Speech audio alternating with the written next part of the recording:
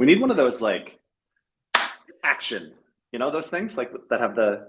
Well, it just says go live instead. That's all you get. No, I know, but I want to get one of the ones that goes, and then we go action. That'd be cool. Anyways, maybe we can make a fun stinger of that. Anyways, happy Monday. Welcome to Go Fund Yourself. JD Gagnon here and my good friend, Kiara. How are you? I'm good. It's episode 56. I know. We were excited about 55 on Friday, and we're still that much more excited about 56 today. It's a lot, though. I counted, and if we go straight through, we'll be at 100 in early July. First week of July. Amazing. Yeah. Maybe we'll have to do something fun for that. That's what I was thinking. Maybe we'll do like a giveaway or something. Like something cool. That'd be fun. Good idea. we will start thinking about some stuff for episode 100. I did also look at how other podcasts work, and they do seasons of about 30 shows. So we've just blown through that. Well, it's different when it's a daily show too, though, right? A lot of times it's like seasons. No, a lot of the daily shows, they take like a week break or whatever. Oh, really? Yeah, every 6 weeks. Yeah. Rest. We can sleep. We can sleep when we're dead. Anyways, no, it's been a lot of fun. When we started this, obviously, well, not obviously, but when we started this, we just said, hey, this seems fun. It's something that's missing from the space, at least in a relatively fun, light way where it's not heavily advertised. There's not a lot of advertisements or shilling or clickbait or any of this other shit that we're actually trying to dispel. We're not doing all of those growth tactics that we see a lot of other podcasts and stuff do. Which does make it hard to get viewers. Let me just say. Yeah, it does. But I think, again, our kind of vision, at least, or philosophy on this whole thing was, let's get users for the right reasons. And if people start to see that we're actually, in fact, trying to dispel FUD and dispel some FOMO, and, then hopefully that becomes part of our brand. And so that these clickbaity, like crazy cover photos of videos and social posts, we don't need them. I guess we'll find out. We also have two very different perspectives with critical thought, which might sound wild, but for example, today we'll talk about Ripple. And because we've been reporting on the SEC and we've been reporting on CBDCs and so on and so forth, we're actually able to take all of our knowledge from these topics and compare and contrast what the heck is actually going on with Ripple and why this could be such a big deal. And this kind of gives you a bit of a different perspective of what the news might just say. The news is just saying, this is going to cost so much money. It's going to be so rough and tough, but there are further implications. And then today we're also going to talk about the SEC and Coinbase just really briefly because it kind of reflects the Ripple things. And then we're going to talk about network prices. Did you see that Binance froze their Bitcoin twice on Sunday? Mm-hmm. Twice? Yeah. I have lots of thoughts on this one. But it's going to be a good show. Let's do it.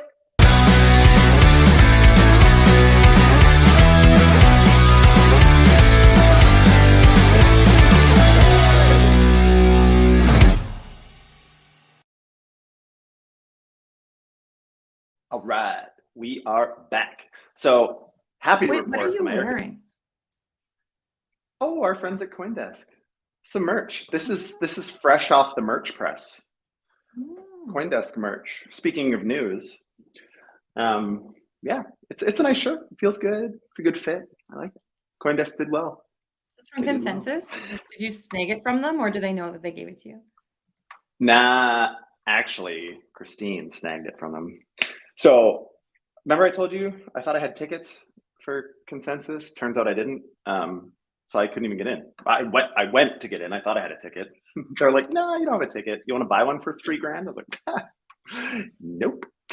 So anyways, Christine went and got me some merch because she had tickets. So that was cool. Anyways, I'm happy to report that my AC is getting fixed tomorrow. Still not fixed today, which it's about 85 degrees plus or minus in my office. I thought that's what the joy was. Basking in the heat. Yeah, basking in the heat with the sun is nice. Sitting in your office, sweating and sticking to the chair, not so much. It's not quite the same like appeal, it's getting a tan. Anyways, people probably don't care a whole heck of a lot about my AC woes, but if you see me with little beads of sweat, I promise I'm not nervous. He's in the hot seat, literally. Yeah, I'm just soaking wet. That's why I'm wearing black, because then you can't see that like my whole shirt is actually wet. Yeah, it's probably dripping. Okay, so where do you want to start? Ripple. What are we We're going going to to start talk about Ripple. with? All right. I just want to give a little bit of context about Ripple because the last few times we've talked about Ripple, we've kind of poo-pooed it, like we've kind of slid it under the mat because this case has been going on for a long time, like 2.5 years, right? And so we always say, oh, there's nothing new to report. Oh, this isn't that interesting. But actually, it is getting interesting because they believe that they're going to close the case within 3 to 6 months. So Ripple's getting back in the news. It's going to be a big deal again. So before we kind of start, I just want to talk a little bit about what actually is happening with Ripple. So it's same as everyone else. They believe they were served with Wells notice saying that they were selling a security that was unregistered, and Ripple said it's not a security. You knew it wasn't a security, and the SEC says yes, it was, and this goes back and forth. Yeah. I mean, this is like one of the not the first, but one of the first. Tezos had a problem in there too around the same time. Fairly similar claims. I mean, this has been going on for a long time. Brad is an unbelievable steward of the space. I think we're going to talk about Brad a little bit later on. The CEO of Ripple. He just lives fairly close to me, actually. Well, not that close, but in a much nicer neighborhood than I live in. But nonetheless, really cool guy. Obviously, Ripple. It's unfortunate that Ripple has gone through all of this for the last few years. They essentially missed out on the vast majority of the last major bull run in terms of developer adoption and so on. The XRP price moved, whatever, but I think they've been kind of lagging in additional developer adoption and stuff because of this uncertainty that has been looming forever. Now, to be fair, 7 months ago,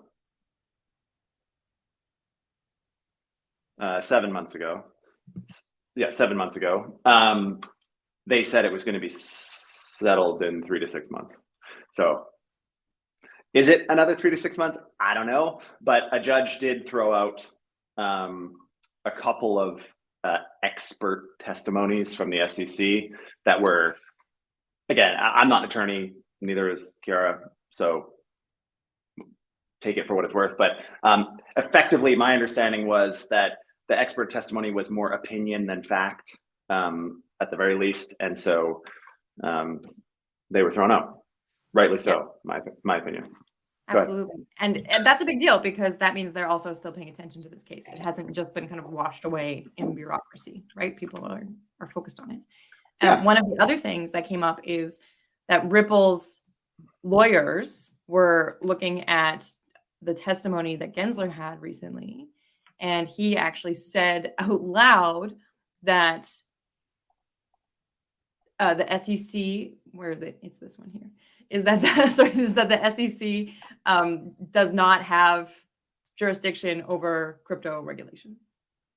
And I think that what he probably meant is we have not had it in the past, but we're looking to have it in the future.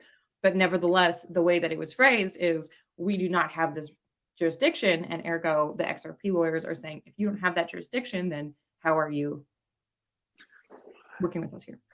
Yeah, I don't know if you tried to click the banner, but it's not on. I don't know which one you were going for here, so I'm just going to leave it to you. There we go. Anyways, yeah, I'm not like, that's a lot of semantic arguments. That's typical lawyering. I mean, I watched his testimony in its entirety, and more or less what he was saying is they just deal with securities. So if it walks like a security, quacks like a security, it's probably a security, is what Gensler has been saying. But technically, their oversight is not over crypto as a whole, just for any assets that look, act, and quack like securities. And so that's the counter argument. Again, don't get me wrong, I'm not necessarily in favor of the SEC, especially in these types of enforcement actions without clarity. But it's some lawyering. I think it's interesting. That really has been the crux of everybody's confusion for the last little while. Is like, well, okay, so who is it regulated currently? Like, are we all just securities and we just don't know it? Or like, kind of what's the path here? How do we identify what requirements exist, what we have to do to remain in compliance? And so Gensler has said, well, if it's a security, then the securities laws are clear. Well, it's kind of not the case. It's not that cut and dry.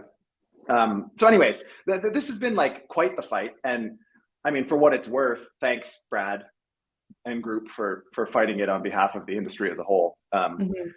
They came out publicly and said 200 million. I've heard privately that it's about double that if you include his personal defense fund.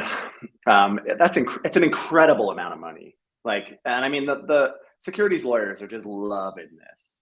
You know, like it's same thing with all these bankruptcies. Like if you follow any of these bankruptcies closely, the liquidation, like the groups that are there for Chapter 11 to manage it through Chapter 11 or bankruptcy, the amount of legal fees in there is like unbelievable, like actually unbelievable. Celsius bidding process was going on last 2 weeks ago, and then into last week a little bit, I believe. But I've heard that it's in the multiple millions a day in legal fees. Like that's insane, absolutely insane. And so, I mean, we've got to find a way around this. This is one of the problems, not around it as in like to not have to deal with it, but we have to find a way around this incredible bureaucracy and legal mountain that everybody has to climb. That is one of the challenges with the traditional system as it stands right now for technologists and new innovation, is that innovation is one thing, but it's so complex to get through the regulatory gauntlet that, you know, all these a lot of good technologies never scale the way that they should. They get purchased by incumbents and then buried somewhere, you know, just because. So on that note, Brad was at the Dubai FinTech Summit and got to be on stage and talk to people about what's going on with the SEC and also just what XRP is doing. I'm going to talk a little bit more about other things, but from a candid kind of perspective, he suggested that US crypto regulation is doing politics first, which we already know because of Gensler and so on and so forth. But also that if you're a new company, don't start in America. And this is what we've been saying, is that this is not fostering innovation, and it will continue to push America behind and behind in terms of blockchain technologies. Now, I just want to point out, I know that you know Brad and you can speak to his actual character, but even just digitally for somebody who doesn't know him, is he doesn't have a particularly funny perspective. This isn't a guy who's super anti-regulation or who's super who's super down on the space or anything like that. They continue to build, they continue to work hard. They had an XRP conference in Vegas recently, and he attended, he spoke to people, he, you know, gave people hugs and posted a bunch of photos with him with fans and stuff and investors, what have you, online, and said, thank you so much for being such a strong and remarkable community despite all of this never-ending legal case. And that really should be part of the main narrative here, is that I mean, if you look at how Ripple has performed, so to speak, or at least not died, is probably a better characterization. It's just really a testament to people's belief and support in the team and the future and the vision, right? Because for all intents and purposes, it's a pretty easy investment to get out of with all the uncertainty over the last few years. You know, a lot of people would just tuck tail and run. But they have an incredibly strong support network. A lot of that, you know, institutional, and a lot of that original crypto participants that are, you know, supporting in solidarity, et cetera. But yeah, it's absolutely amazing. I mean, I think the only way that we can get through this as a space, in my opinion, is to keep building. And we've been saying, you know, that it's getting to the point where if you're in America, you should not be launching any platforms. I mean, I'm going to look at that. I'm going to explain that slightly differently. I'm not sure it matters where you are. What matters is where the users and the holders of your assets are. And so all we're going to see is more and more and more exclusion of the US. Like anybody that's launching products right now that have any access to US users is, I would say, crazy with the uncertainty right now, because that seems to be the way things are going. Now, having said that, I can't share a ton of details, but I was in a few meetings in LA last week. I think I talked a little bit about it on the stream last week on whatever day, Friday or whatever. But I think we're going to see some clarity by the end of the year. It's probably not going to be what we love. It's going to be somewhere in the middle. There's going to be pieces that we accept and pieces that we don't love. But I think hopefully XRP and the SEC can finalize their suit, because that will change how a lot of kind of current participants in the space are viewing their risk exposure. I mean, when the new laws come in, they won't be retroactive, never are, obviously. And there'll have to be some sort of kind of transition period where they allow people to come into compliance. In Canada, it was a month, which is ridiculous. But they also streamlined the application process for that reason. In America, I doubt they'll do that. So it'll probably be lengthier. But nonetheless, what happens with the Ripple case is incredibly important for the rest of the existing industry participants and platforms, because that informs their risk exposure. If Ripple loses this case, we're in for a world of hurt. So keep fighting the good fight. Here's kind of the other thing that makes it more complicated. I wanted to set some context, right? Ripple's been going on for a couple of years. Here's why it's interesting.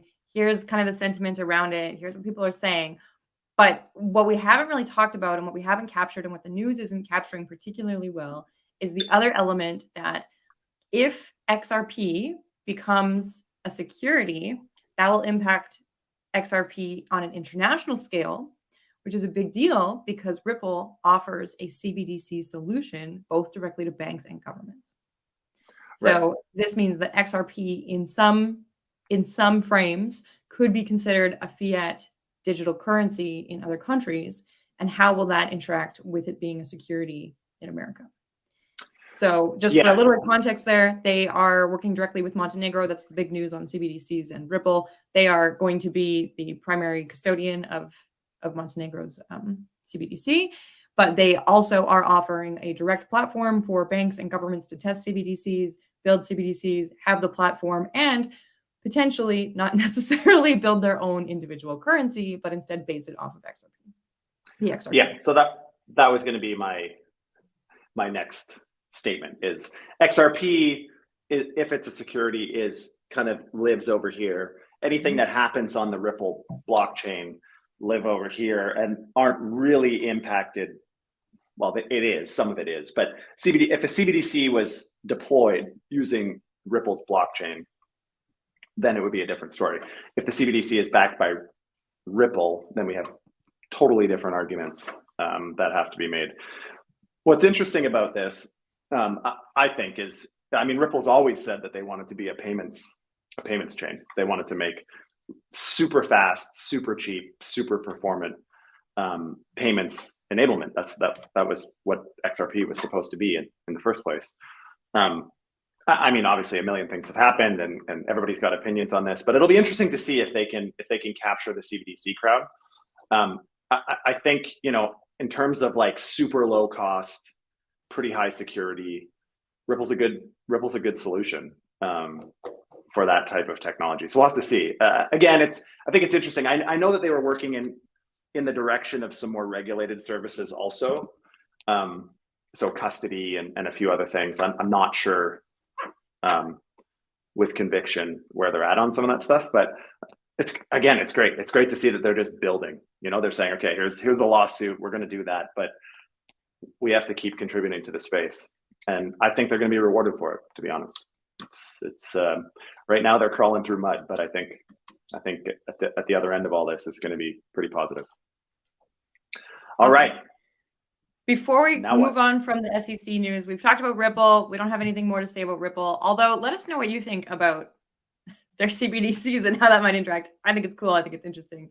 But also, Coinbase believes that they will win their SEC suit for the same reason as Gary Gensler's testimony. Yeah. Do you think this is going to actually impact all of these cases that much? No, I think it's a little bit more posturing and lawyering still. It is testimony.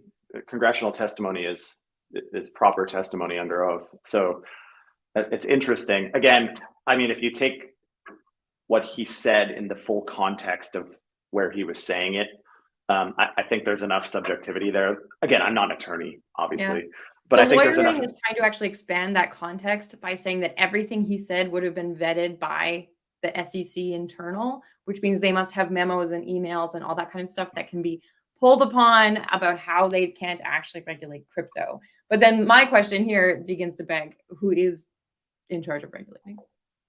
Yeah, so that'll all be sorted out soon. Again, I mean, these testimonies aren't scripted directly. So they have a pretty good idea, I think, of how they want to answer questions. But in the heat of the moment, again, like arguments could be made that what people were perceiving him to say versus what he intended to mean. Like there's a lot of subjectivity there. So we'll have to see. I mean, I hope that these enforcement actions are shot down, because fine, I'm all about regulation. I think it's great. I think we should expect and welcome appropriate regulation. What I don't like is enforcement based on opaque or non-existent regulation. And that's what is right now so troubling for the space. I mean, it'll be troubling if we have to all come into compliance somehow. That'll be a mess and probably, a pretty stressful period for many platforms, including us. But all of that being said, I think what's more concerning is the uncertainty of like, we don't think we're doing anything wrong, but based on some very hard to interpret wide gray areas, who knows? And so, I mean, Coinbase is obviously publicly pretty confident that what they're doing is not problematic for a whole host of reasons. I mentioned last week on the stream when Brian was talking with us, with a group of us at Medici, Brian Armstrong. Yeah, he seemed pretty confident they're going to see this through. So they're, resourcing up, they're lawyering up as deeply as they can. They've got an incredible legal team and policy team already, but they're adding significantly to it and building a war chest to go to fight the good fight. Again, I mean, thank you to Coinbase, thank you to Ripple, because there's only a few platforms large enough that have deep enough pockets to go toe to toe. The rest of us just have to fold. There's no way to fight it. I mean, you would bankrupt the platform anyways. So, and still probably not see it to conclusion. You would just go bankrupt and that would be it. So that's what's kind of unfortunate about this, is that it's so litigious. Like, it's not like it's bureaucratic. It's like we go to court, we sue each other. And that is like a lawyer's dream, especially with all the opacity, because the arguments are endless, because there is no clear rules that we're all necessarily arguing with. Honestly, it does sound like fun as a lawyer. That was like one of my career options, as it is for everybody, obviously. But just the arguments and the storytelling that are going to go into this, it's going to be so interesting to watch. Yeah, I think as a lawyer, it'd be great. Yeah, and absolutely. I mean, we have a lot of great securities attorneys that we work with that, again, are some of the best in the world, really. And they're excited to go to battle on these things, but somebody's got to pay for it. That's the problem, is where does that money come from? Coinbase. Yeah, I know we got to move on. Just one sec. Coinbase also, and maybe we'll talk more about this tomorrow, but Coinbase is also in Dubai, if not now, over the weekend. Some executives looking at maybe setting up an international hub there. And they've talked quite a bit about, if the US doesn't play ball, they're going to fly the coop as a US publicly traded company. And I mean, we've talked a lot about Dubai on the crypto arms race. I wish we had a title for this today. But, again, Dubai is courting the biggest companies in the world. Absolutely. Binance, CZ already lives there. There's a lot of other institutions and entities, a lot of hedge funds, a lot of VCs are going to Dubai. And again, do we want to give global financial power in such quantities over to the Middle East? I don't know. I mean, Dubai is a great business area, generally pretty good for foreign investment and so on relative to the rest of the Middle East, but probably not the most democratic way to run countries, and probably global finance shouldn't be determined by them. But we'll see. Anyways, exciting. I think it's interesting watching this from a distance, the posturing, right? Like, is Coinbase actually going to move their operations to Dubai? I don't think so. Let's find out. Okay, network prices. are Yeah. wild. What the heck is happening with Binance? Why did they close Bitcoin withdrawals twice on Sunday? Yeah, so there's a few reasons for that. First of all, it's not network prices, it's network fees, gas fees. I know. I like to have this read. I know it sounds good, but just to make sure that people aren't confused, it is in fact fees. But so there's a few reasons for this. So there's BRC20 tokens, which is the BNB chain version of ERC20 tokens, have exploded in the last few weeks. And that is a whole hell of a lot more activity that has to happen on, BRC, wrong story. I'm getting myself confused here. But let's just talk about the Binance thing. We'll talk about the BRC stuff next week, or sorry, next episode. But the Binance thing right now is there was 400,000 roughly transactions at any given time in the queue. And if you know anything about Bitcoin, it's not fast. 400,000 transactions is a long time before those blocks are mined. And that was just like continuing. So there were some arguments that it might be some like malicious activity, yada, yada, yada. The Lightning Network is really starting to pick up. There was a lot of discussion about the Lightning networking. I heard a talk from an old PayPal executive that is now launching a payments platform on Lightning Network, on how Lightning Network really is going to be the answer to global payments. And so we'll have to see, even if it's fiat payments, it'll be a fiat package on top of the Lightning Network that deals with international transfers securely. Anyways, all of this to say, the reason Binance halted withdrawals is generally a couple of reasons.